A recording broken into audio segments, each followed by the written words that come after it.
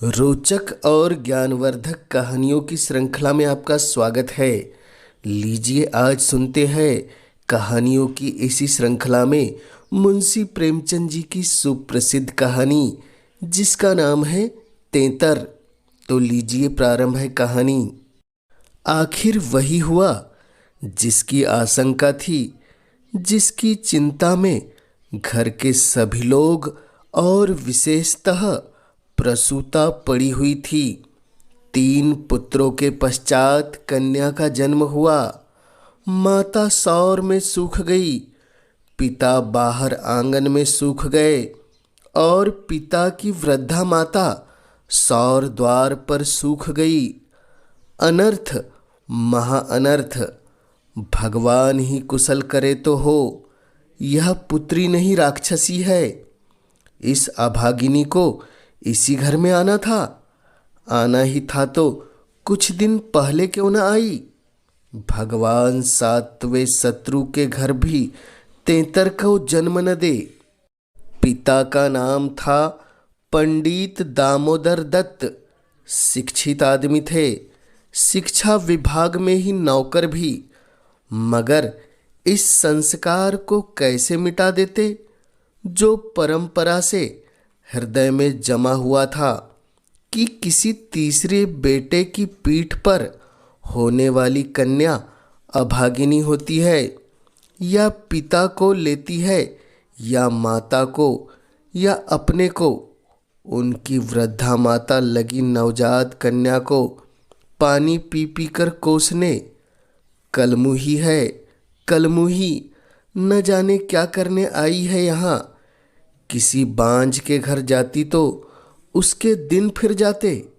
दामोदर दत्त दिल में तो घबराए हुए थे, पर माता को समझाने लगे, अम्मा तेंतर बेंतर कुछ नहीं। भगवान की जो इच्छा होती है वही होता है। ईश्वर चाहेंगे तो सब कुशल हो जाएगा। गाने वालियों को भी बुला लो, नहीं लोग कहेंगे 3 बेटे हुए तो कैसे फूली फिरती थी। एक बेटी हो गई तो घर में कोहराम मच गया। माता बोली, अरे बेटा, तुम क्या जानो इन बातों को। मेरे सिर तो बीत चुकी है। प्राण न हो में समाया हुआ है। तेतर ही के जन्म से तुम्हारे दादा का देहांत हुआ। तभी से तेतर का नाम सुनते ही मेरा कलेजा कांप उठता है। दामोदर बोला, इस कष्ट के निवारण का कोई तो उपाय होगा। माता बोली, उपाय बताने को तो बहुत है। पंडित जी से पूछो तो कोई न कोई उपाय बता देंगे, पर इससे कुछ होता नहीं।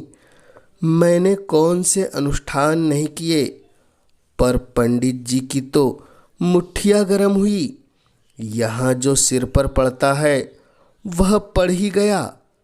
अब टके के पंडित रह गए हैं। जजमान मरे या जिए, उनकी बला से उनकी दक्षिणा मिलनी चाहिए। धीरे से बोली, लड़की दुबली पतली भी नहीं है। तीनों लड़कों में हष्टपुष्ट है। बड़ी बड़ी आंखें हैं, पतले पतले लाल लाल होंठ है जैसे गुलाब की पत्ती। गोरा चिट्ठा रंग है, लंबी सी नाक। कलमुही नहलाते समय रोई भी नहीं, टुकुर टुकुर ताकती रही। यह सब लक्षण कुछ अच्छे थोड़े ही हैं। दामोदर दत्त के तीनों लड़के सांवले थे, कुछ विशेष रूपवान भी न थे। लड़की के रूप का बखान सुनकर उसका चित्त कुछ प्रसन्न हुआ। वह बोले, अम्मा जी, तुम भगवान का नाम लेकर गाने वालियों को बुला भेजो। गाना बजाना होने दो। भाग्य में जो कुछ है वह तो होगा ही। माता बोली, जी तो हुलसाया नहीं, करूँ क्या। दामोदर बोला, गाना न होने से कष्ट का निवारण तो होगा नहीं कि हो जाएगा। अगर इतने सस्ते जान छूटे तो न कराओ गाना। माता बोली, बुलाए लेती हूँ बेटा, जो कुछ होना था वह तो हो गया। इतने में दाई ने शौर से पुकार कर कहा, बहू जी कहती है गाना वाला कराने का काम नहीं है। माता बोली, भला उनसे कहो चुप बैठी रहे, बाहर निकलकर मनमानी करेगी। बाहर ही दिन है, बहुत दिन नहीं है। बहुत इतराती फिरती थी, यह न करूँगी वह न करूँगी। देवी क्या है देवता क्या है, मर्दों की बातें सुनकर वही रट लगाने लगती है। तो अब चुपके से बैठती क्यों नहीं? मेरे तो तैतर को अशुभ नहीं मानती, और अब सब बातों में मैमों की बराबरी करती है, तो इस बात में भी करे। यह कहकर माताजी ने नाइन को भेजा कि जाकर गाने वालियों को बुला ला, पड़ोस में भी कहती जाना। सवेरा होते ही बड़ा लड़का सोकर उठा और आंखें मलता हुआ जाकर दादी से पूछने लगा, बड़ी अम्मा कल अम्मा को क्या हुआ? माता बोली, लड़की तो हुई है। बालक खुशी से उछलकर बोला, ओहो पंजनिया पहन पहन कर छुन छुन चलेगी, जरा मुझे दिखा दो दादी जी। माता बोली, अरे क्या सौर में जागेगा, पागल हो गया है क्या? लड़के की उत्सुकता न मानो, सौर के द्वार पर जाकर खड़ा हो गया और बोला, अम्मा जरा बच्ची को मुझे दिखा दो। दाई ने कहा, बच्ची अभी सोती है, बालक जरा दिखा तो दो गोद में लेकर। दाई ने कन्या उसे दिखा दी तो वहाँ से दौड़ता हुआ अपने छोटे भाइयों के पास पहुँचा और उन्हें जगा जगा कर खुशखबरी सुनाई। एक बोला, नन्ही सी होगी। बड़ा बोला, बिल्कुल नन्ही सी, बस जैसी बड़ी गुड़िया, ऐसी गोरी है कि क्या किसी साहब की लड़की होगी। यह लड़की मैं लूँगा। सबसे छोटा बोला, हमको भी दिखा दो। तीनों मिलकर लड़की को देखने आए और वहाँ से बगले बजाते उछलते कूदते बाहर आए। बड़ा लड़का बोला, देखा कैसी है? मंझला बोला, कैसे आंखें बंद किए पड़ी हुई थी। छोटा बोला, इसे हमें तो देना। बड़ा बोला, खूब द्वार पर बारात आएगी, हाथी घोड़े बाजे आतिशबाजी। मंझला और छोटा ऐसे मग्न हो गए थे मानो वे मनोहर दृश्य आँखों के सामने है। उनके सरल नेत्र मनोउल्लास से चमक रहे थे। मंझला बोला, फुलवारियाँ भी होगी। छोटा बोला, अब भी पुल लेंगे। छठी भी हुई, बरही भी हुई, गाना बजाना, खाना खिलाना, देना दिलाना, सब कुछ हुआ, पर रस्म पूरी करने के लिए दिल से नहीं, खुशी से नहीं। लड़की दिन ब दिन दुर्बल और अस्वस्थ होने लगी थी। माँ उसे दोनों वक्त अफीम खिला देती और बालिका दिन और रात नशे में बेहोश पड़ी रहती। जरा भी नशा उतरता तो भूख से विकल होकर रोने लगती। माँ कुछ ऊपरी दूध पिलाकर अफीम खिला देती। आश्चर्य की बात तो यह थी कि अब की उसकी छाती में दूध ही नहीं उतरा। यूं भी उसे दूध देर से उतरता था, पर लड़कों के समय उसे नाना प्रकार की दुग्धवर्धक औषधियाँ खिलाई जाती। बार बार शिशु को छाती से लगाया जाता, यहाँ तक कि दूध उतर ही आता था। पर अब की यह आयोजनाएं नहीं की गई। फूल सी बच्ची कुम्हला जाती थी। माँ तो कभी कभी उसकी ओर ताकती भी न थी। हाँ, नाइन कभी चुटकुया बजाकर चुमकारती तो शिशु के मुख पर ऐसी दयनीय, ऐसी करुण वेदना अंकित दिखाई देती कि वह आंखें पोंछती हुई चली जाती थी। बहू से कुछ कहने सुनने का साहस न पड़ता। बड़ा लड़का सिद्धू बार बार कहता, अम्मा बच्ची को दो तो बाहर से खिला लाऊं, पर माँ उसे झिड़क देती थी। 3-4 महीने हो गए। दामोदर दत्त रात को पानी पीने उठा तो देखा कि बालिका जाग रही है। सामने ताक पर मीठे तेल का दीपक जल रहा था। लड़की टकटकी बांधे उसी दीपक की ओर देखती थी और अपना अंगूठा चूसने में मग्न थी। चुभ चुभ की आवाज आ रही थी। उसका मुख मुरझाया हुआ था, पर वह रोती न थी, न पैर फेंकती थी। बस अंगूठा पीने में ऐसी मग्न थी मानो उसमें सुधा रस भरा हुआ है। वह माता के स्तनों की ओर मुंह भी नहीं फेरती थी, मानो उसका उन पर कोई अधिकार नहीं, उसके लिए वहाँ कोई आशा नहीं। बाबू साहब को उस पर दया आई। इस बेचारी का मेरे घर में जन्म लेने में क्या दोष? मुझ पर या इसकी माता पर जो कुछ भी पड़े उसमें इसका क्या अपराध? हम कितनी निर्दयता कर रहे हैं कि कुछ कल्पित अनिष्ट के कारण उसका इतना तिरस्कार कर रहे हैं। माना कि कुछ अमंगल हो भी जाए तो क्या उसके भय से इसके प्राण ले लिए जाएंगे? अगर अपराधी है तो मेरा प्रारब्ध है। इस नन्हे से बच्चे के प्रति हमारी कठोरता क्या ईश्वर को अच्छी लगती होगी? उन्होंने उसे गोद में उठा लिया और उसका मुख चूमने लगे। लड़की को कदाचित पहली बार सच्चे स्नेह का ज्ञान हुआ। वह हाथ पैर उछलकर गूंगू करने लगी और दीपक की ओर हाथ फैलाने लगी। उसे जीवन ज्योति सी मिल गई। प्रातःकाल दामोदर दत्त ने लड़की को गोद में उठा लिया और बाहर लाए। स्त्री ने बार बार कहा, उसे पड़ी रहने दो, ऐसी कौन सी बड़ी सुंदर है। अभागिन रात दिन तो प्राण खाती रहती है, मर भी नहीं जाती कि जान छूट जाए। किंतु दामोदर दत्त नहीं माने। उसे बाहर लाए और अपने बच्चों के साथ बिठाल कर खिलाने लगे। उसके मकान के सामने थोड़ी सी जमीन पड़ी हुई थी। पड़ोस के किसी आदमी की एक बकरी उसमें आकर चरा करती थी। इस समय भी वह बकरी चर रही थी।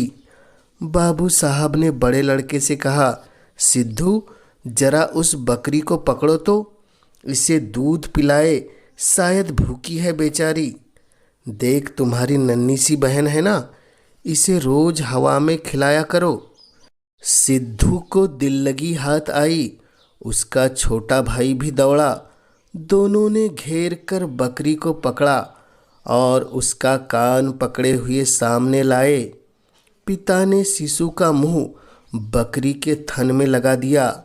लड़की चुबलाने लगी और एक क्षण में दूध की धार उसके मुंह में जाने लगी। मानो टिमटिमाते दीपक में तेल पड़ गया। लड़की का मुंह खिल उठा। आज शायद पहली बार उसकी क्षुधा तृप्त हुई थी। वह पिता की गोद में हुमक हुमक कर खेलने लगी।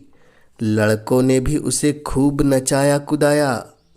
उस दिन से सिद्धू को मनोरंजन का एक नया विषय मिल गया। बालकों को बच्चों से बहुत प्रेम होता है। अगर किसी घोंसले में चिड़िया का बच्चा देख पाए तो बार बार वहाँ जाएंगे।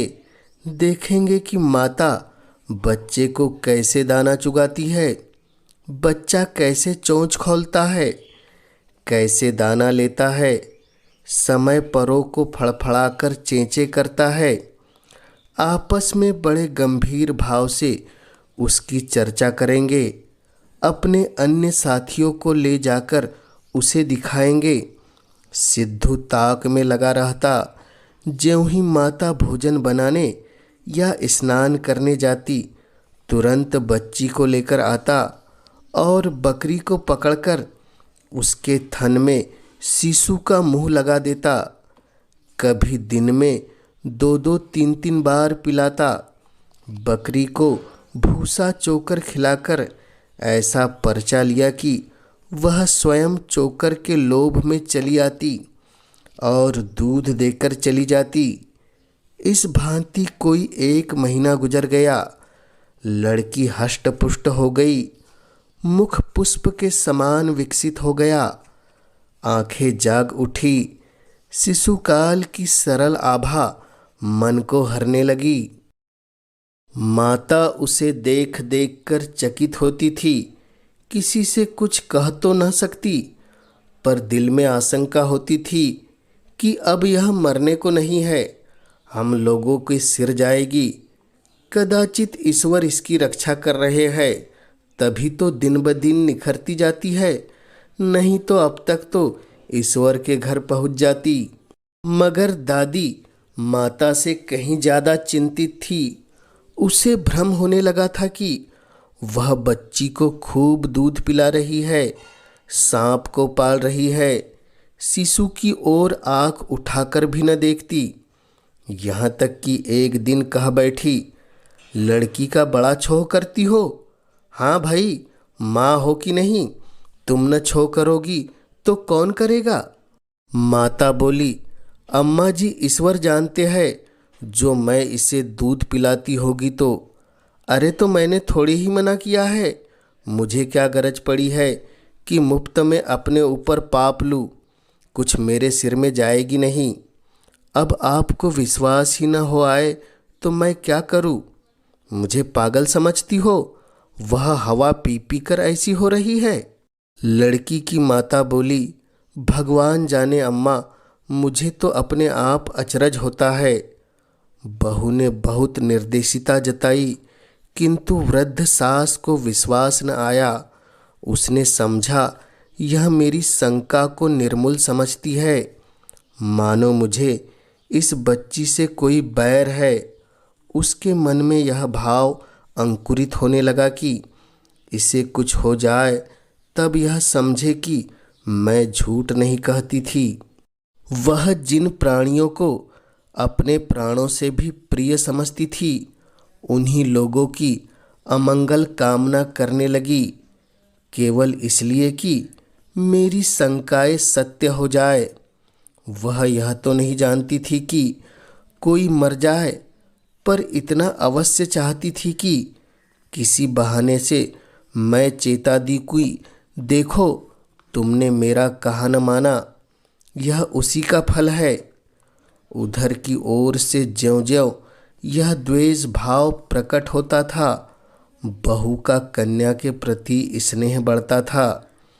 ईश्वर से मनाती रहती थी कि किसी भांति 1 साल कुशलता से कट जाता तो इनसे पूछती। कुछ लड़की का भोला भाला चेहरा, कुछ अपने पति के प्रति वात्सल्य देखकर भी उसे प्रोत्साहन मिलता था। विचित्र दशा हो रही थी, न दिल खोलकर प्यार ही कर सकती थी, न संपूर्ण रीति से निर्दय होते ही बनता था, न हंसते बनता था, न रोते। इस भांति 2 महीने और गुजर गए और कोई अनिष्ट न हुआ। तब तो वृद्धा सास के पेट में चूहे दौड़ने लगे। बहू को 2-4 दिन ज्वर भी नहीं आ जाता कि मेरी शंका की मर्यादा रह जाए। पुत्र भी किसी दिन पैर गाड़ी पर ही नहीं गिर पड़ता। न बहू को मैके ही में से किसी के स्वर्गवास की सुनवाई आती है। एक दिन दामोदर दत्त ने खुले तौर पर कह भी दिया कि अम्मा, यह सब ढकोसला है, 33 लड़कियां क्या दुनिया में होती ही नहीं, तो सब के सब माँ बाप मर ही जाते हैं। अंत में उसने अपनी शंकाओं को यथार्थ सिद्ध करने की एक तरकीब सोच निकाली। एक दिन दामोदर दत्त स्कूल से आए तो देखा कि अम्मा जी खाट पर अचेत पड़ी हुई है। स्त्री अंगीठी में आग रखे उनकी छाती सेक रही है और कोठरी के द्वार और खिड़कियां बंद है। घबरा कर कहा, अम्मा जी क्या दशा है? स्त्री बोली, दोपहर ही से कलेजे में एक सूल उठ रहा है, बेचारी बहुत तड़प रही है। दामोदर बोला, मैं जाकर डॉक्टर साहब को बुला लाऊं? देर करने से शायद रोग बढ़ जाए। अम्मा जी कैसी तबीयत है? माता ने आंखें खोली और कराहते हुए बोली, बेटा तुम आ गए, अब मैं नहीं बचूंगी। हाय भगवान, अब मैं नहीं बचूंगी। जैसे कोई कलेजे में बरछी चुभा रहा हो। ऐसी पीड़ा कभी नहीं हुई थी। इतनी उम्र बीत गई, ऐसी पीड़ा कभी नहीं हुई। स्त्री बोली, यह कलमुही छोकरी न जाने किस मनहूस घड़ी में पैदा हुई। सास बोली, बेटा सब भगवान करते हैं, यह बेचारी क्या जाने। देखो मैं मर जाऊं तो उसे कष्ट मत देना। अच्छा हुआ मेरे सिर आई, किसी के सिर आती तो मेरे ही सिर सही। हाय भगवान, अब न बचूंगी। दामोदर बोला, डॉक्टर को बुला लाऊं? अभी लौटा आता हूँ। माता जी को केवल अपने बात की मर्यादा निभानी थी, रुपए न खर्च कराने थे। वह बोली, नहीं बेटा, डॉक्टर के पास जाकर क्या करोगे? अरे वह कोई ईश्वर है, डॉक्टर अमृत मिला देगा, 10-20 वह भी ले जाएगा। डॉक्टर वैद्य से कुछ न होगा बेटा, तुम कपड़े उतारो, मेरे पास बैठकर भगवत पढ़ो, अब मैं बचूंगी नहीं। हाय राम। दामोदर बोला, तेतर बुरी चीज, मैं समझता हूँ कि ढकोसला ही ढकोसला है। स्त्री बोली, इसी से मैं उसे कभी मुंह नहीं लगाती थी। माता बोली, बेटा बच्चों को आराम से रखना, भगवान तुम लोगों को सुखी रखे। अच्छा हुआ मेरे ही सिर आई, तुम लोगों के सामने मेरा परलोक हो जाएगा। कहीं किसी दूसरे के सिर जाती तो क्या होता। हे राम, भगवान ने मेरी विनती सुन ली। हाय हाय। दामोदर दत्त को निश्चय हो गया कि अब अम्मा नहीं बचेगी। बड़ा दुख हुआ। उसके मन की बात होती तो वह माँ के बदले तेतर को न स्वीकार करते। जिस जननी ने जन्म दिया, नाना प्रकार के कष्ट झेलकर उसका पालन पोषण किया, अकाल वैधव्य को प्राप्त हो रही भी उनकी शिक्षा का प्रबंध किया, उसके सामने एक दूध मुही बच्ची का क्या मूल्य था, जिसके हाथ का एक गिलास पानी भी वह नहीं जानते थे। शोकातुर हो कपड़े उतारे और माँ के सिरहाने बैठकर भागवत की कथा सुनाने लगे। रात को बहू भोजन बनाने चली तो सास से बोली, अम्मा जी तुम्हारे लिए थोड़ा सा साबुदाना छोड़ दूँ? माता ने व्यंग करके कहा, बेटी अन्न बिना न मारो, भला साबुदाना मुझसे खाया जाएगा? जाओ थोड़ी पूरियाँ छान लो, पड़े पड़े जो कुछ अच्छा होगा खा लूँगी, कचौड़ियाँ भी बना लेना। मरती हूँ तो भोजन को तरस तरस कर क्यों मरूँ? थोड़ी मलाई भी मंगवा लेना, चौक की हो जाए, फिर थोड़े खाने को आऊँगी बेटी। थोड़े से केले मंगवा लेना, कलेजे के दर्द में केले खाने से आराम होता है। भोजन के समय पीड़ा शांत हो गई, लेकिन आधा घंटे के बाद फिर जोर से होने लगी। आधी रात के समय कहीं जाकर उनकी आँख लगी। 1 सप्ताह तक उनकी यही दशा रही। दिन भर पड़ी पड़ी कराया करती, बस भोजन के समय जरा वेदना कम हो जाती। दामोदर दत्त सिरहाने बैठे पंखा झलते और मात्र वियोग के आगत शोक से रोते। घर की महरी ने मोहल्ले भर में यह खबर फैला दी। पड़ोसी ने देखने आई तो सारा इल्जाम बालिका के सिर आया। एक ने कहा, यह तो कहीं बड़ी कुशल हुई कि बुढ़िया के सिर गई, नहीं तो तेतर माँ बाप दो में से एक को लेकर तभी शांत होती है। दैव न करे कि किसी के घर तेतर का जन्म हो। दूसरी बोली, मेरे तो तेतर का नाम सुनते ही रोए खड़े हो जाते हैं। भगवान बांझ रखे पर तेतर न दे। एक सप्ताह बाद वृद्धा का कष्ट निवारण हुआ। मरने में कोई कसर न थी। वह तो कहो पुरखाओं का पुण्य प्रताप था। ब्राह्मणों को गोदान दिया गया, दुर्गा पाठ हुआ, तभी कहीं जाके कष्ट का संकट कटा।